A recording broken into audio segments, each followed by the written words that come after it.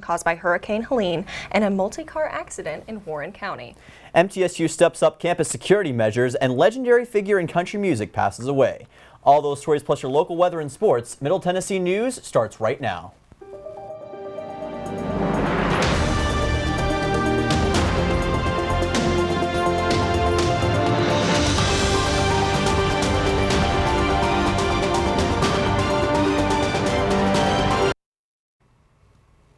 Good evening, I'm Taylor Pennington. And I'm Dylan Simmons. Welcome to Middle Tennessee News. A weakened Hurricane Helene has made its way to Tennessee with heavy rain, flooding dams, creeks, and rivers. Unicoi County Hospital, located in Erwin, Tennessee, fell victim to the flooding. Many people were escorted off the roof of a hospital building by helicopters and boats Friday evening. Ballad Health confirmed that all 54 people have been rescued and others in need of treatment have been taken to the Johnson City Medical Center. The rescue mission took place hours after the initial call due to floodwaters and strong winds, preventing helicopters, boats, or ambulances from reaching the hospital in time. The effects of Hurricane Helene are beginning to be assessed in Tennessee, with the Tennessee Department of Transportation inspecting over 100 bridges with 100 more still to go. TDOT held a press conference on Sunday to give an update on storm damage. As of right now, there are 14 bridges closed, 5 bridges that are gone, and 27 sections of roadway closed. Most of the bridges and road closures are in East Tennessee, with parts of I-40 and I-26 near Newport and Erwin. TDOT has over 250 employees working to inspect the bridges and get them up to date and working again. To stay up to date with bridge and road closures, TDOT recommends using their website, SmartWay. With violence in schools still a prevalent issue, MTSU has stepped up its campus security measures. MTSU used $1.8 million in grant money on several new safety features. These new features were installed over the summer and include new LED light bulbs that have been installed in most streetlights across campus, a new speed radar trailer that is installed by the softball field, and a new weapon detection system that is being used for several on-campus events during this semester. We spoke with Mayor Jason Wharton of the MTSU Police Department, and he told us that the system is able to differentiate between personal items and weapons. This allows people to move into the stadium in a quicker fashion. We can scan everyone coming into the stadium and do that quickly, and it's not very obtrusive. It's a good system for us because we want to increase safety, but not really inconvenience the public as much as we can.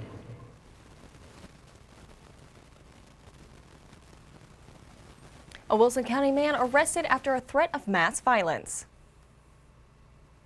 Wilson County Police responded to a wellness check on September 8th after 2 reports of man threatening violence. The man was identified as Johnny Carville of Lavernia, who police described as being uncooperative when they attempted to contact him. On September 9th, the authorities began to look into Carville's background and found several social media posts where he expressed his contempt for law enforcement officers and public officials. The police were able to gather enough evidence to charge Carville with making a terrorist threat and placing the public in fear of bodily injury. After Wilson County Police took Carville into custody, investigators then searched his home, finding close to 100 firearms and thousands of rounds of ammunition. Carville is set for trial at a later date. Multiple people were sent to area hospitals after a 4-car crash on Smithville Highway Thursday afternoon. First responders arrived to the scene after a man was rear-ended by a GMC Canyon pickup truck, spinning the truck into the southbound lane and sending it into a Chevy Silverado. The man driving the GMC Canyon, Colton Melton, was taken to Ascension St. Thomas DeKalb.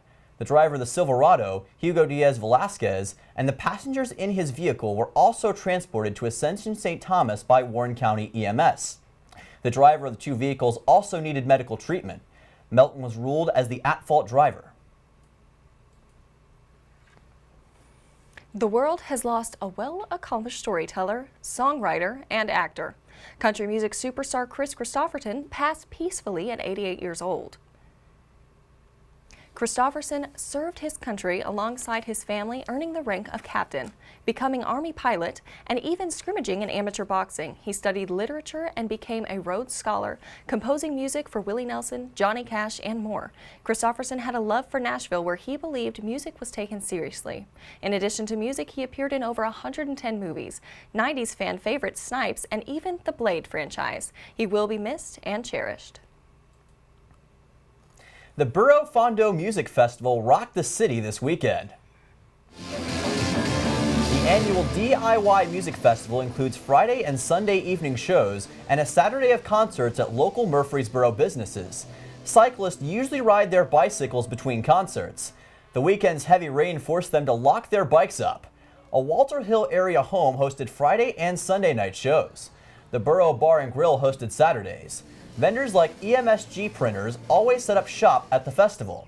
Organizers say the rain did not impact attendance this year.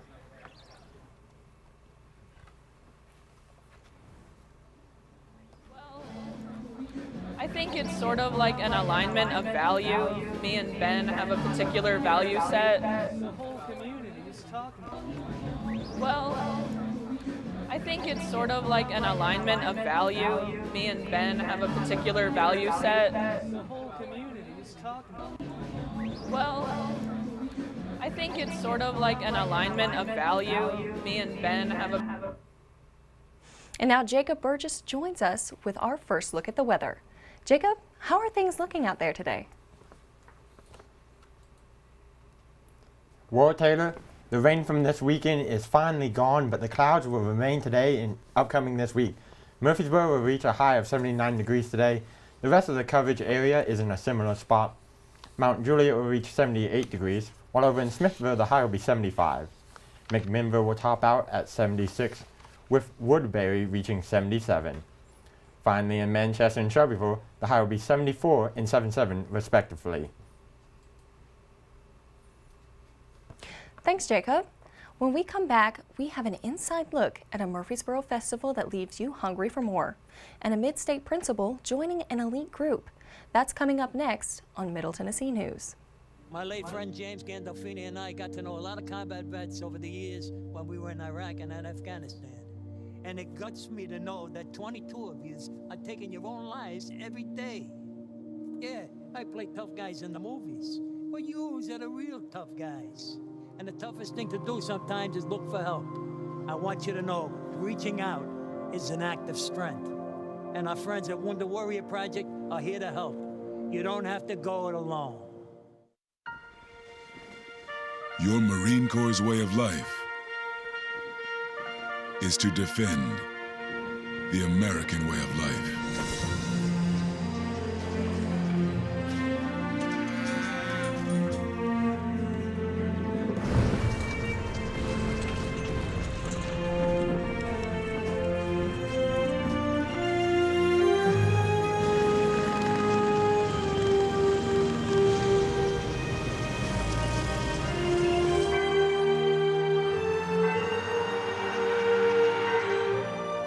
Every day,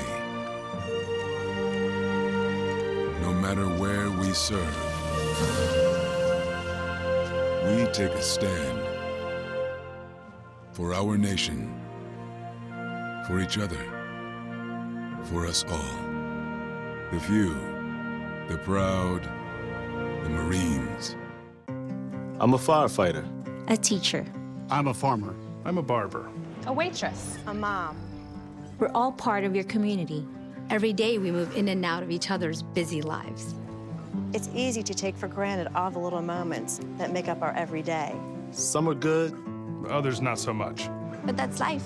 It's when you experience a moment of uncertainty. Something or someone's behavior that doesn't seem quite right. These are the moments to take a pause. Because if something doesn't feel right, it's probably not. It's not about paranoia or being afraid. It's about standing up and protecting our communities. One detail at a time. Because a lot of little details can become a pattern. We trust our instincts. Just like you should. Because only you know what's not supposed to be in your everyday. So protect your everyday. If you see something suspicious, say something to local authorities. My late friend. Cannon County Elementary School's Emily Hancock Lane is gaining recognition as an excellent principal.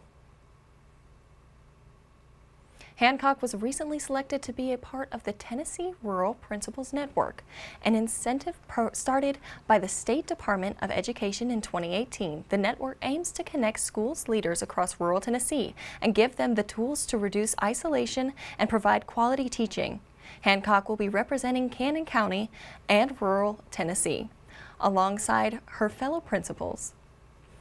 This initiative is the first step in bringing a new quality of education to what makes up nearly 29% of Tennessee's student population. Recently, Murfreesboro had the treat of enjoying a local pecan festival led by the city's latest up-and-coming event producer. Saturday's Pecan Festival gave Murfreesboro the chance to embrace the love of pecans and help support local businesses. The event featured a variety of vendor booths, from family businesses to young entrepreneurs. The festival served up great attractions like the live petting zoo. The festivities wouldn't have been complete without great live music from the Rock and Country Band. Brianna Hale, owner of Brianna Victory Events, which hosted the festival, has found a lot of success in this industry. She continues to plan more festivities to support the local community in the future. November 23rd at the same location.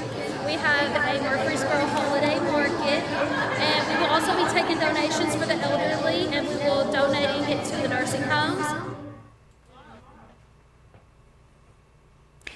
This past Tuesday, MTSU employees kicked off their annual charitable giving campaign with a goal to raise $160,000 for the community. 26% of this goal has already been raised, even though the campaign officially runs from October 1st to November 1st. While this is an event to raise money for the community, winning the Provost's Cup offers an incentive for staff to donate. The prize cup will be awarded to the colleagues that have the highest percentage of their faculties donate. Weekly prize drawings will also take place to award True Blue gear, reserved parking, and other gifts to those who donate to the campaign. The International Festival has recently returned to Middle Tennessee State University. The festival was sponsored by the International Awareness and Education Experience and was held on September 29th. It featured music, dance, and more from people and organizations around the world. The 8th annual Borough International Fest was hosted in MTSU Student Union Ballroom due to weather. The event aims to bring the different communities of Murfreesboro together to learn about other cultures, food, children's crafts, and local vendors, which occupied the ballroom from 11 a.m. to 5 p.m. We wanted to bring all of the cultures that were here in Middle Tennessee together because we have so many. It's amazing how many students and families and all that we have from across the world. University of Tennessee Space Institute celebrates 60 years of schoolhood establishment on Friday. The celebration highlights the Institute's role in fulfilling President Harry Truman's 1951 promise to ensure that the United States leads in aerospace progress. Truman made this dedication during the dedication of the Air Engineering Development Center at Arnold Air Force Base in honor of General Henry Arnold. Today, University of Tennessee Space Institute continues to drive innovations and education in aerospace technology, contributing to national progress in the field. Last Saturday, the American Foundation for Suicide Prevention held its Out of the Darkness Walk and fundraiser in Manchester, Tennessee. The event raised over $23,000 and saw more than 200 participants, many of whom have lost a loved one due to suicide. Funds raised will go to the Tennessee chapter of the foundation and provide for community education programs, research grants, healing programs, and public policy advocacy.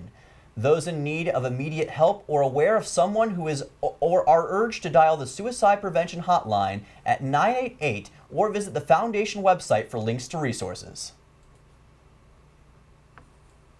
Award-winning actress Maggie Smith passed away this past Friday. Smith, who was 89 years old, passed away at the Chelsea and Westminster Hospital in London. Smith is best known for her roles in the Harry Potter films and drama series Downton Abbey. Over her 71-year career, actress both theater and silver screen, she was nominated for over 150 awards, winning 58 of them. Such awards include Academic Award for Best Actress, 4 Emmys, 3 Golden Globe Awards, and 12 Critics Awards. After her passing, she was described by Keir Starmer, the United Kingdom's Prime Minister, as a national treasure. At this time, her cause of death has not been made public. The Pilgrimage Festival in Franklin took place this weekend despite heavy rains as a result from Helene. Thousands of music lovers braved winds and rain to hear some of their favorite bands and performers at the 10th Annual Music Festival this weekend. Performances by Hoosier and the Dave Matthews Band took place Saturday after the festival delayed the festival's start and reworked the performance schedule on Saturday. A post was made to the festival's Instagram confirming the event was still on, but starting later. And now Jacob Burgess joins us with a look at tonight's forecast. Jacob, what should we expect to see from tonight's temperatures? Thank you, Taylor. The evening temperatures are going to get down to a low of 60s. The whole coverage area expect the possibility of a drizzle and a consistent fog coverage. Murfreesboro will drop to 61 degrees tonight, with the drizzle coming after midnight. Shelbyville is the same, reaching 61 tonight, with the fog coming in late. Manchester reaches an even 60 degrees with a low chance of rain, set at 20% right now. McMinnville will also reach 60 degrees. A slight breeze will come with the night, no more than 5 miles per hour. Woodbury's low will be 61, and Smithville will drop to 60 degrees. Lastly, in Mount Juliet, it will get down to 62 tonight. Thanks, Jacob. And still ahead on Middle Tennessee News, Jacob will give us our full 5-day forecast, and Dawson Riggins in the MTN Sports Stand with a look into the week holds for sports. That's coming up next on Middle Tennessee News. When I was in foster care, I never knew when I would have to move. So I always had my suitcase ready to go. Then one day I was adopted. My new parents opened their hearts and home to me. My parents cook my favorite breakfast for me every morning. My parents take me on trips I never thought I would go on. They gave me a home and an even better reason to use that suitcase. My parents aren't perfect, but they're perfect for me. Jordan knows he shouldn't eat this entire bowl of nachos, but tonight he's earned that right. Because a few hours ago, in the middle of happy hour, he recognized a sign. Not from the gods or a bolt of lightning, but from a double heart, a kissy face, and a fourth ha in ha ha ha. That's when Jordan knew he was buzzed. So when it was time to go, he got a ride home instead of driving. Be a legend like Jordan. Recognize your buzzed warning signs and get a ride home. Buzz driving is drunk driving.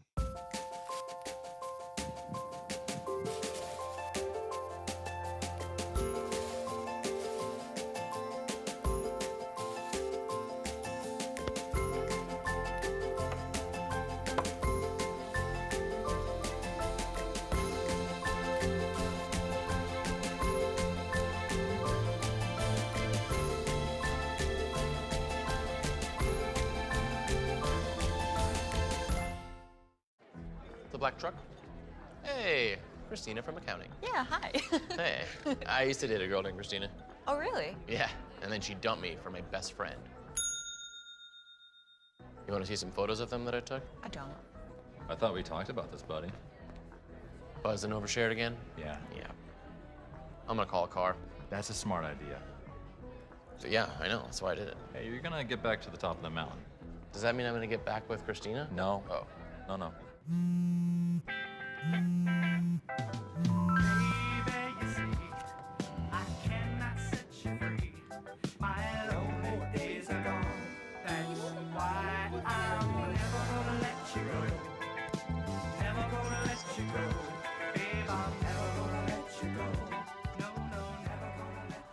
Here you go. Thank you. Thank you.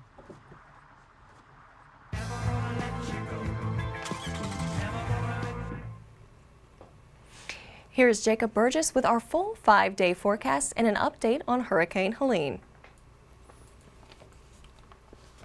Thank you, Taylor. Hurricane Helene made landfall last Thursday, with the storm moving into Tennessee midday Friday, leaving a lasting impact. East Tennessee was the hardest hit section of the state, with flooding taking place along the Tennessee-North Carolina border. Evacuations had to take place throughout the state as the floodwater wiped out communities. Governor Bill Lee traveled to Erwin, Tennessee to survey the damage, where the local hospital had to evacuate due to the storm. Damage and high levels of flooding. 5 deaths have happened in Tennessee. Here in Middle Tennessee, the effects of the Hurricane Helene brought up to 6 inches of rain from Thursday to Sunday. Flooding was minimum in the area due to the recent drought. The area saw more rain last week than the average rainfall in September. The high winds brought down power lines and trees in the area, with the power going out for nearly 10,000 people. Looking ahead to the 5-day weather report for the coverage zone, key points for the whole coverage area: the sun will finally come out midweek, and early morning fog will be consistent this week, so take extra caution with any early morning driving. Looking at the next 5 days, Tuesday will see the clouds stick around with a small chance of rain and a high of 79. Wind will be a factor with 5 to 10 mile per hour winds. The sun will come back to Middle Tennessee on Wednesday finally, with the high topping out at 76. Thursday's temperature will get the area back into the 80s, reaching 82 with the sun staying. The nice temperatures will stay into the beginning of the weekend, with a high at 82 on Friday. If you have outdoor fall plans this weekend, the weather will be on your side. Saturday will be sunny and 76. Expect a slight breeze on Saturday, ranging from 5 to 10 miles per hour. Thanks, Jacob. Coming up next, Dawson Riggins will join us in the Sports Den with the latest on Blue Raider football traveling to Memphis and MTSU's volleyball trip to the Lone Star State. That's what's next on Middle Tennessee News.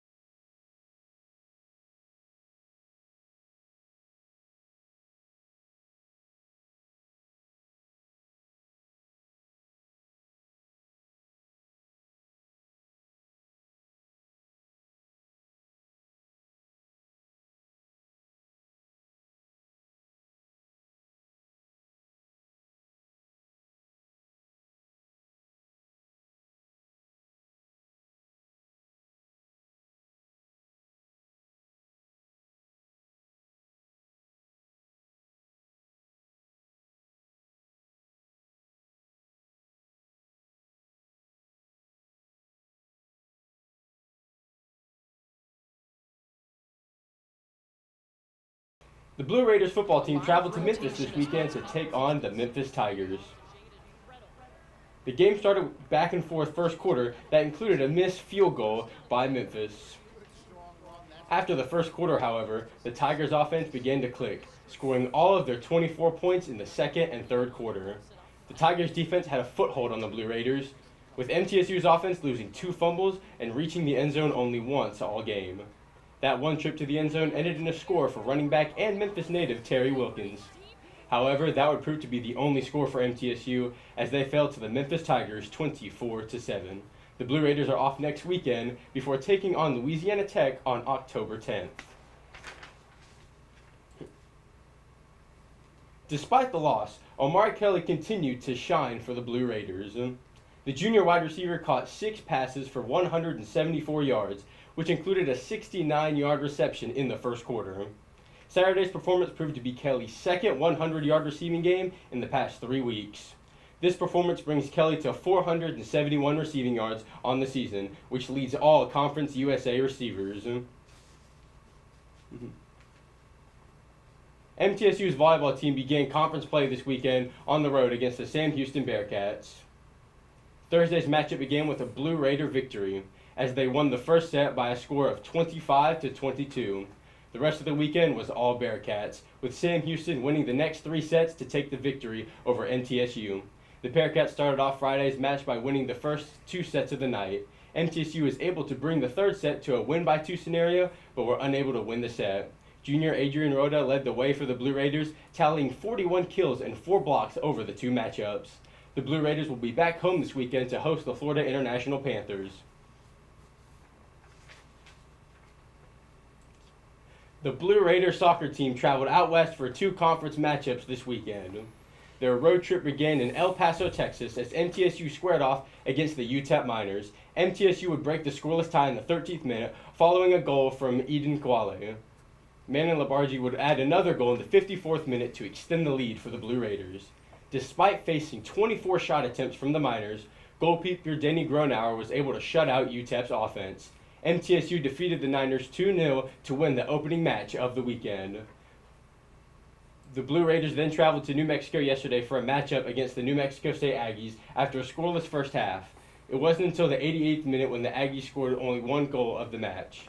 The Blue Raiders fell 1-0 to split the weekend matchups. MTSU is back at home this weekend to take on the Jacksonville State Gamecocks. That's all I got for you guys. Back to you. Thanks, Dawson. Awesome stuff, obviously, with all the sports taking place this past weekend. It felt kind of lonely not having MTSU here in Murfreesboro, but a lot of great sports action. I know a lot of people in MTN took trips to Memphis to go see the Blue Raiders take on the Tigers. A very fun football game, and we're excited to see MTSU back in action after the bye week when they take on Louisiana Tech. So, Taylor, it's going to be a lot of fun in these upcoming weeks. Cannot wait to see it all go down. Absolutely, Dylan. And wrapping up for your show tonight, it's been a tradition for 5,000 years, and it's a great way to keep your breath fresh. Today, we celebrate National Chewing Gum Day. Various forms of gum have been created over this last several thousand years, including some that even have medicinal properties. Many cultures have dated their gum chewing back to the risen of mastic tree, and since then, many different kinds of gum have been created. 5, double mint, and spearmint are among the many different types of popular chewing gum that have been created over the years. Share in the fun by sharing your favorite type of gum on social media. Thank you for joining us on Middle Tennessee News. We'll see you next time for our next show.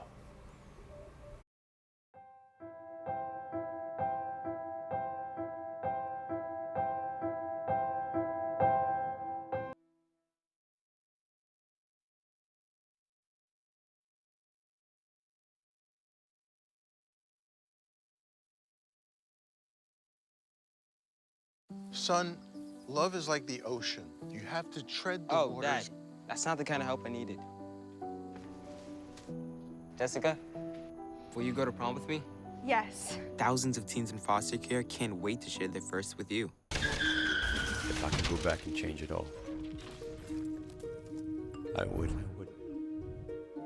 I think I'm gonna miss you the most. I'm sorry. I'm so sorry. I'm so sorry. Maybe it's just the little moments.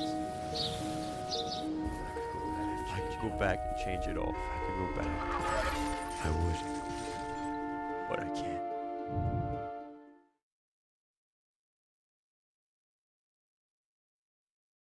Once there was a boy who did the same thing again and again. One day, he was told he had autism. He got help and slowly learned how to live with it better. Early intervention can make a lifetime of difference. Learn the signs at autismspeaks.org. Natural disasters are a fact of life in the U.S. And between activities and school, chances are you won't be with your kids when they happen. Will they know what to do? Ready.gov/kids can help your children feel prepared, not scared. So talk with your family today. Put the keys down, Kevin. But I'm gonna drive home. There are several warning signs present that you shouldn't be driving. My text to emoji ratio has gotten a little out of hand. A little? Yep, I'm definitely gonna call a ride home.